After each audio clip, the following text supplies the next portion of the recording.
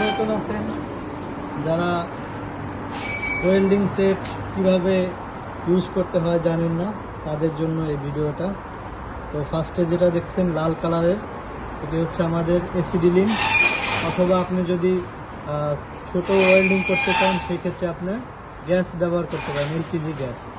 আর দ্বিতীয় যেটা আছে এটা হচ্ছে গ্রিন কালারের, এটা হচ্ছে আপনার অক্সিজেন। ওকে, আমরা দেখাবো কিভাবে এটি ইউজ করতে হয়।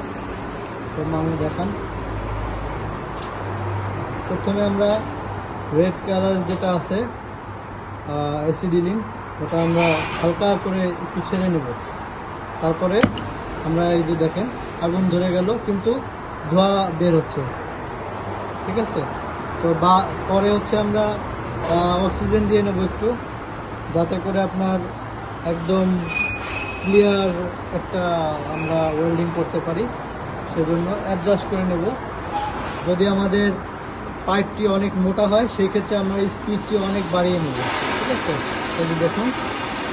আর যদি একবারে চিকন একবারে হালকা পাইপ হয়, কোয়ার্টার অথবা 3/4 হাফ, সেই ক্ষেত্রে আমরা একবারে পাওয়ারটি কমিয়ে নেব, যাতে আমাদের পাইপটি না গলে যায়।